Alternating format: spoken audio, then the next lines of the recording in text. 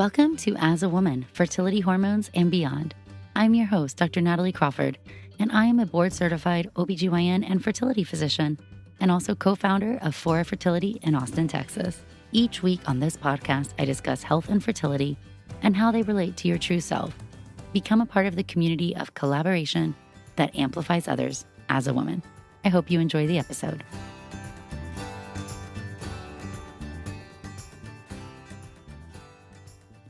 Hello and welcome back to the As a Woman podcast. I'm your host, Dr. Natalie Crawford. Today we are answering your fertility questions. This episode is a Q&A episode all about PCOS. PCOS is polycystic ovarian syndrome. And of all the questions I get asked more about PCOS than anything else. And this is really understandable because PCOS is common and it is misunderstood. There are people spreading false facts, misinformation, and profiting off fear when it comes to PCOS. And so today I'm answering the questions that you have to break it down. These are voicemail questions that you call in and leave, and these are my favorite episodes. So if you have a question about anything related to fertility, you can call the As a Woman voicemail at 657-229-3672. Again, 657-229-3672. I keep telling you guys that these are my favorite, and if I could, I would do only voicemail episodes. And you guys have been so amazing that we are going to be increasing these because you've called and left so many voicemails. So I'm trying to group them together by topic because I just think it's an easier grasp, and call and ask away. There's other ways that you can get your questions answered as well. So before we jump into this episode, I want you to know that every Monday on Instagram at nataliecrawfordmd, you can leave your questions on the question box. Some of these questions will be answered right there on Instagram. Some questions will be answered at the end of our regular episodes and our Q&A segment called For Fertility's Sake. And some will be answered in the newsletter.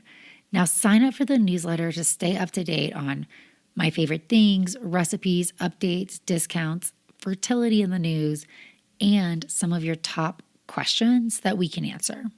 We're also working on some special content just for our newsletter subscribers, so you really want to subscribe to the newsletter so you don't miss out. nataliecrawfordmd.com/newsletter. And again, you can also ask and watch on Instagram at nataliecrawfordmd. All right, well, before we just jump in and answer a few of your questions, which there's some very good ones that we're going to get to, I think it's important that we all speak the same language when it comes to PCOS. Number one, it's important to understand that it's a syndrome and the cysts are not the problem. So the name is terrible. Polycystic ovarian syndrome is named because of the ultrasound appearance of the ovaries.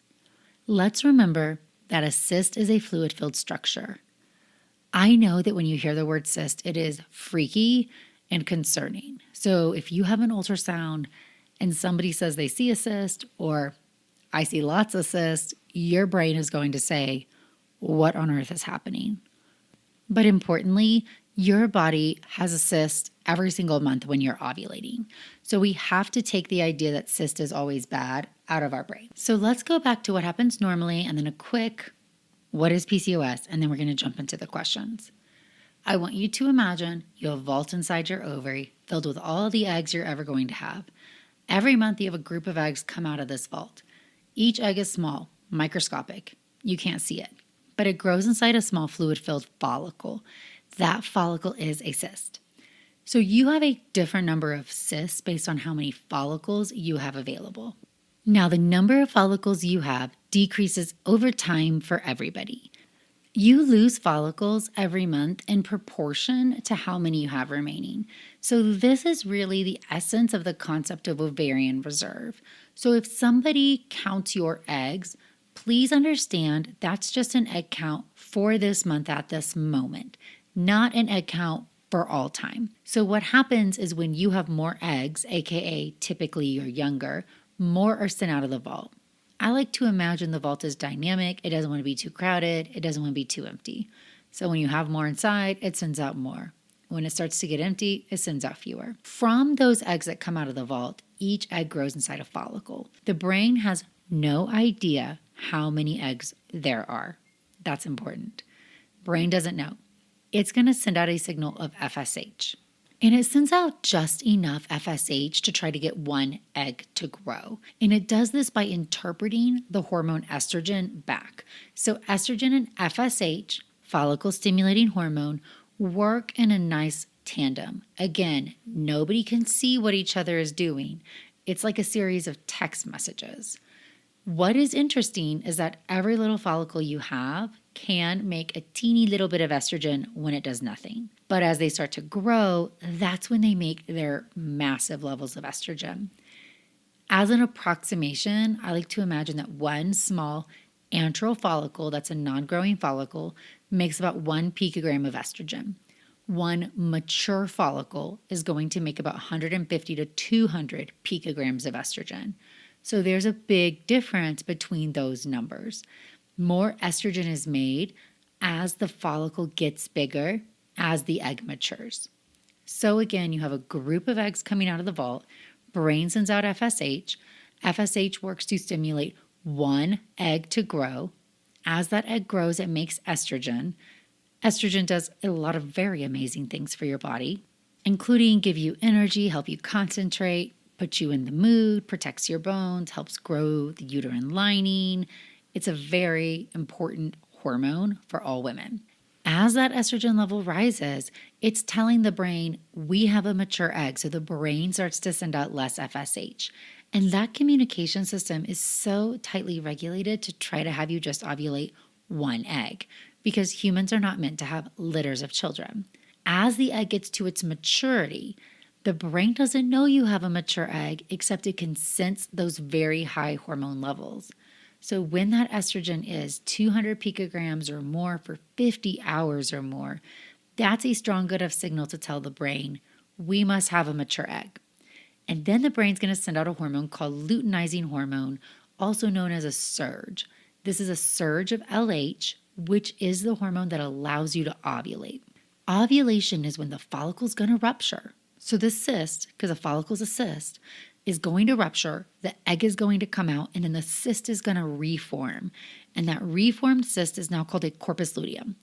The corpus luteum is fascinating. So at this moment, egg is en route. It can only be fertilized for 24 hours. But now you have a different type of cyst. This is now a progesterone-making cyst, and this cyst responds to pulses of LH from the brain. You do not have a constant stimulus of LH, but it comes out in pulses. So LH comes out in pulses, and it stimulates that corpus luteum to make progesterone in pulses. Progesterone is key for implantation. It compacts the lining, it opens and closes the implantation window. If you get pregnant, then that HCG from the pregnancy is going to encourage your body to make more progesterone. HCG is now a constant and exponentially increasing stimulus to progesterone. So your progesterone levels when you're pregnant and your progesterone levels in your luteal phase are different things, because one is a pulsatile stimulus. So it is meant to be up and down and up and down. So we should not be checking luteal progesterone levels to gauge the quality of our luteal phase. We can only gauge, did we ovulate? Is there progesterone being made?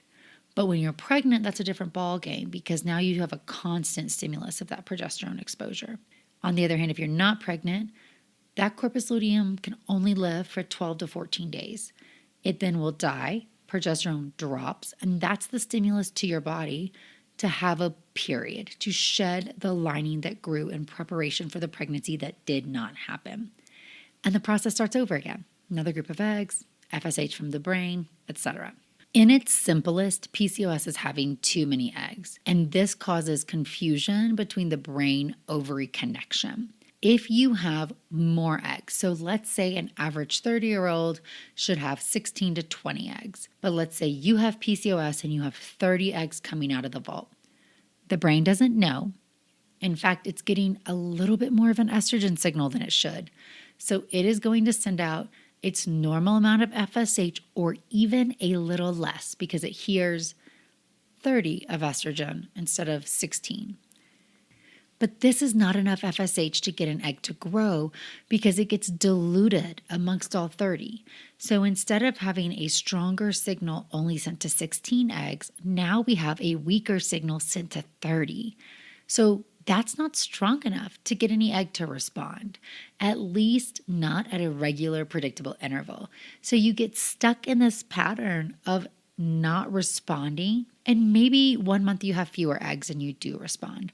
Or maybe it takes longer. After a longer duration of FSH, the body will then respond, and you can have these irregularities in your period. Some people have no period at all. So there's variations in the level of ovulatory dysfunction that we see, and this ovulatory dysfunction causes a change in our metabolic parameters. And this is what's so confusing about PCOS. So you see the diagnosis is made by 2 out of the 3.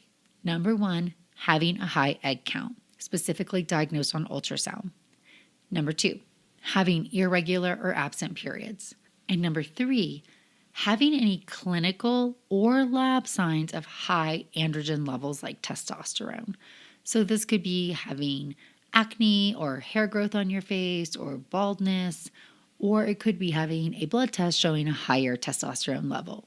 What is important is these are vague diagnostic criteria calling PCOS a syndrome of findings.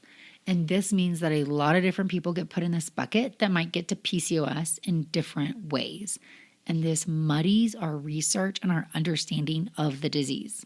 But when you're not ovulating, what's important to understand is that you're not making estrogen, and this changes your metabolic parameters. When you're not making estrogen and you're making testosterone, suddenly the ovary is going to function differently. You're going to put on weight in a more male way. You're going to put on abdominal weight instead of weight on your hips and thighs. You're going to develop insulin resistance. This is going to compound with further problems. So the metabolic portion of the disease can even happen in people who are thin. There is an idea that PCOS is only a disease of obesity, and that's not the case. So in its simplest, I like to think about PCOS as having too many eggs inside that vault, and therefore the brain-ovary communication is getting interrupted, you're not ovulating correctly, and it causes metabolic dysfunction. If we keep that in mind when we answer these next questions, that's going to help us understand PCOS even better. So now I'm going to dive in, answer some of your questions. And again, if you ever want to call and leave a question, you can call 657-229-3672. Again, 657-229-3672. Hi, Dr. Crawford. This is Gracie. I called earlier to ask you a question about PCOS, and actually I have a further question. I'm just curious, how did I get PCOS in the first place? And if I have PCOS, what's the likelihood that my girls, my daughters, will also have PCOS? And what are some of the early symptoms that I could look out for to see if they also have it? They are only 10 and 12 right now. So I'm just curious how I can better take care of them so they don't go through the same struggles that I did as a young adult. Hi, Gracie. Thank you for calling and asking your questions. These are really great, and there's a few different things to unpack here. Number 1, your daughters are at increased risk. It looks like daughters of mothers who have PCOS have about a 5 times greater chance of getting PCOS. So there's definitely some genetic component, but it's not all genetic. There's actually some interesting research shown that why do you have it might be correlated with certain things that our mothers do when they're pregnant with us. And that might be why we see a correlation in families, meaning what you're exposed to, the foods that you eat, your environment, your lifestyle, while you're pregnant might impact your daughter's risk of PCOS. And why might this be? One reason is if we think about it, we're supposed to lose the majority of our eggs between the time we are a 20-week fetus inside our mom until the time we're born. So at 20 weeks, a baby girl inside her mom has approximately 6 to 7 million eggs. And then at birth, you have about 3 to 4 million. So that's a huge difference. That's half gone in the span of a few months. So losing eggs is normal in that time period. And if something slows down that normal process, that might result in somebody being potentially born with more eggs and set off on a pathway to have PCOS. Now, that's a hypothesis and that's not proven, but there is some epigenetic research supporting the fact that exposures in pregnancy predispose daughters of certain moms to get PCOS. Now, we do also see true genetic links. About 10% of the time, we can find a gene that might be associated, but it's not just a monogenetic disease, meaning, unlike something like cystic fibrosis, where we can say this exact gene, if you inherit 2 copies of it, you will have cystic fibrosis. And we could screen for it or test for it and prevent somebody from getting it. PCOS is one of those things that if you also inherit a genetic predisposition, that's probably not enough by itself. There's probably something else that has to happen that actually causes you to develop PCOS. Now, whether that is when your mom's pregnant or later in your own life or your own reproductive life, that is yet to be determined. So I tell patients, it's not your fault. It's something well before you could control what you did that puts you at risk for PCOS. Now, what is important is that certain things might make your PCOS worse. And a good example of this is obesity. So your fat cells make estrogen. And when they make estrogen, estrogen's telling the brain there's estrogen. And your brain does not know where that estrogen is coming from. Is it coming from an egg? Is it coming from your fat cells? Your brain doesn't know. And so that estrogen will stop your brain from sending out a stronger signal of FSH. So that might prevent you from sending out enough FSH, causing a PCOS-like problem or just worsening what is PCOS. This is a circumstance where if you are overweight and you have the symptoms, you meet the diagnosis of PCOS, you're going to get the diagnosis. So you have a lot of eggs and irregular periods. You got it. Acne and irregular periods. You got it. But this might be a circumstance where if you lose weight, and I know we get frustrated when somebody says lose weight, especially without context.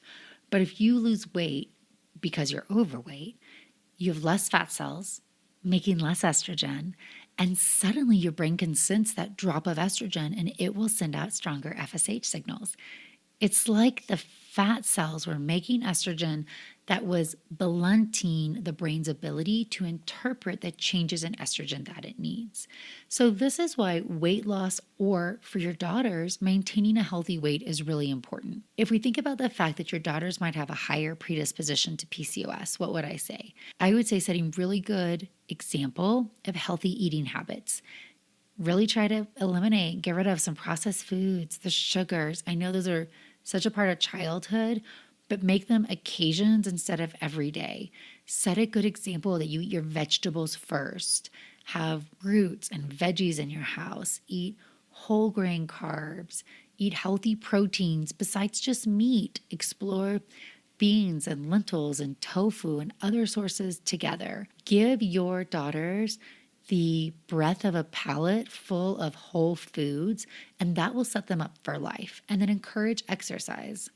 So if they play sports, great. If they don't, then is that something y'all can do together? They're at the age now where you could go on a nightly walk.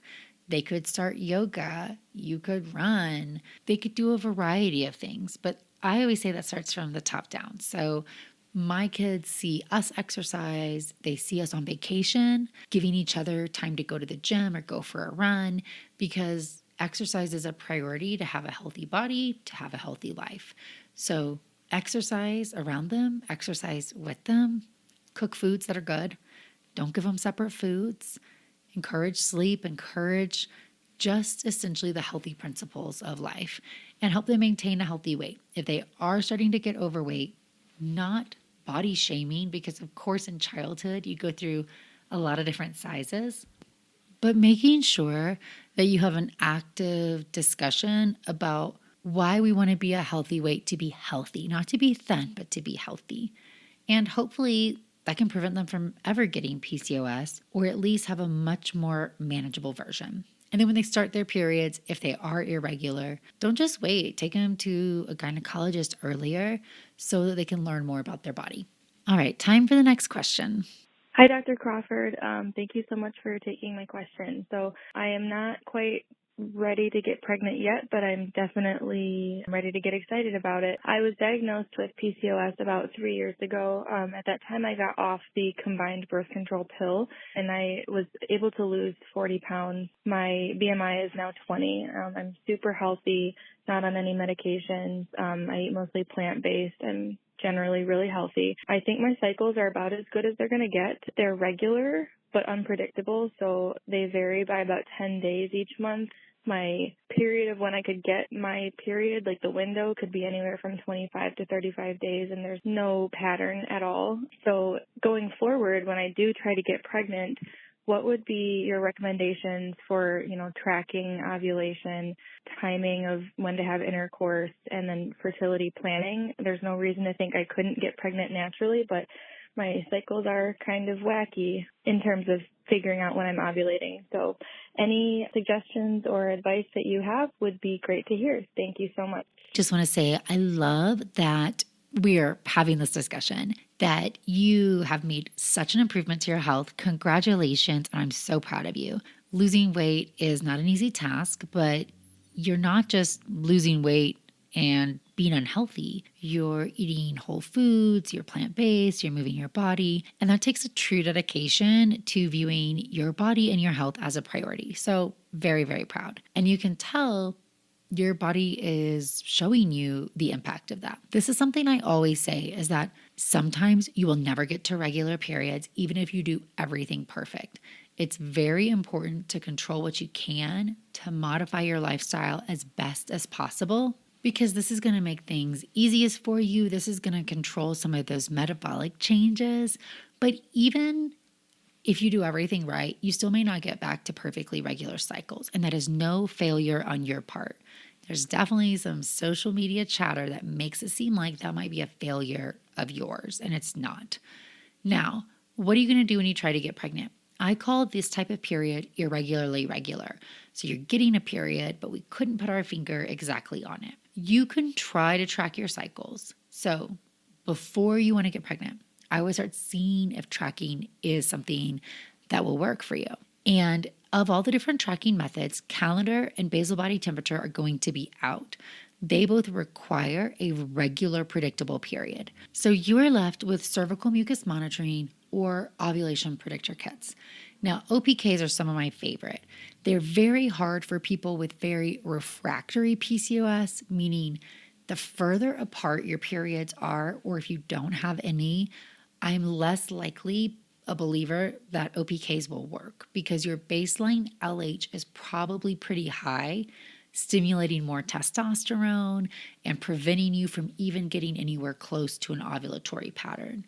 But in somebody who is doing the work, lost the weight at a normal BMI, and having irregularly regular periods, OPKs would be worth a try, in my opinion. Now, for an ovulation predictor kit, it's very important that you capture the first rise of the LH surge. That's what the OPK is detecting. So you're trying to catch that transition from the follicular phase, the first half of the cycle where the body's growing a follicle, into when you ovulate and when the luteal phase is. So as we said, that mature egg is going to tell the body to send out an LH surge. That's what you're trying to catch. So it's important that if you use OPKs, you start well before we think you could ovulate, and that you are taking them around the same time every single day. If you skip days or you change your time up, you might miss the surge, and then you're just wasting money. And nobody likes to waste money. So for most people, I recommend starting OPKs around cycle day 10. Now, if your periods are closer together, you might want to start them earlier. So if you have 24 to 26 day cycles, would start on day 8. And if your periods are longer, like 32 to 35 day cycles, would probably wait and start them around day 12. But what I would do is take an OPK around the same time every day between 10 a.m. to 2 p.m. You do not have to have first morning urine, because actually LH is made from the brain in the early morning. It's got to filter through your kidneys and get into your urine, because these are a urinary test. When you see the positive, that's it. You do not need to keep testing. So if you take your OPK on day 10, negative, 11, negative, 12, negative, 13, positive. No more OPKs, 13's your positive. That's the day of your LH surge, which means you ovulate the next day. If you're trying to get pregnant, those would be the 2 days to target. But right now, if you're able to say, oh, I can detect ovulation, and how you're going to know that it is your actual ovulation is that you should be getting your period about 2 weeks after. So if you get your positive OPK on day 13, you should be getting your period around day 27 to 29. And so then you will know OPKs are reliable for you. And you can finesse down the window or take them, whatever works. But then when you're trying, you can use the OPKs and target those days where you are ovulating. So that can be hugely advantageous. Cervical mucus is where you put your fingers inside your vagina, grab the cervical mucus, not whatever might be coming out externally. And you're going to pull it out and try to stretch it between your fingers.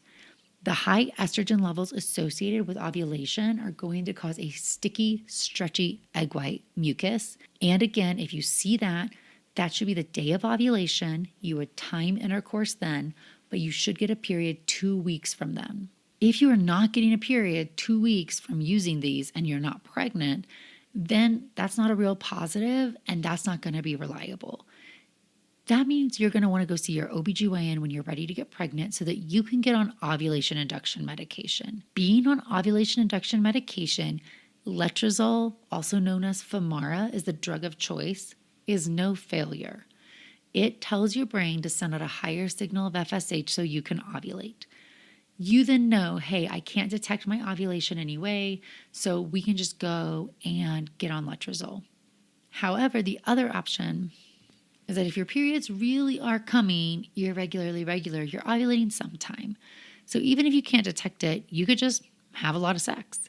So you don't need to have less sex when you're trying to get pregnant. You don't need to save up sperm. If you have sex every day or every other day at your baseline, just have the sex and you will hit the ovulation day. If you're not having intercourse that frequently, then try to have intercourse about 3 times a week.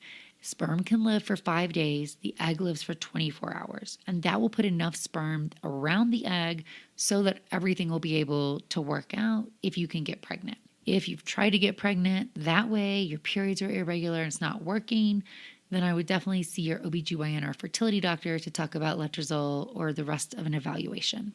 All right, and now our last question for this episode.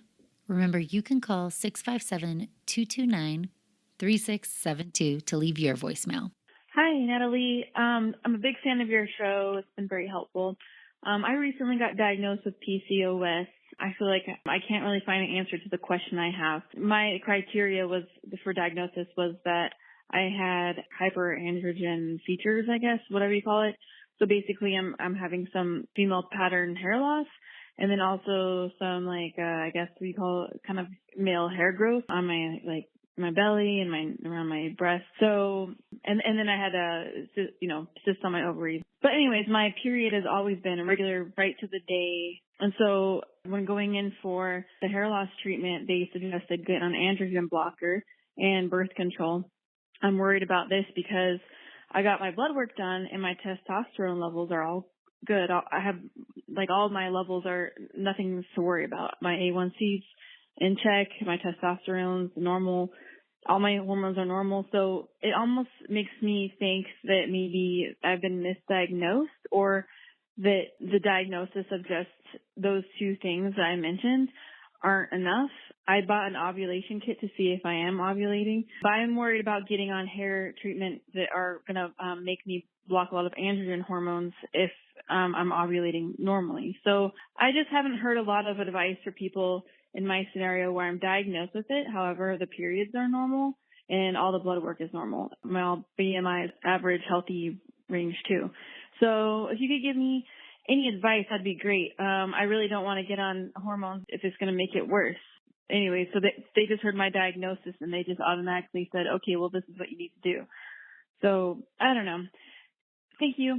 All right. Well, these are a lot of good questions, and it does lead to part of that confusion because so many different types of people can get diagnosed with PCOS. I think it's important to understand that high androgens or having hirsutism, which is abnormal hair growth, these can be from a lot of different things. So one question is, did they check the right labs?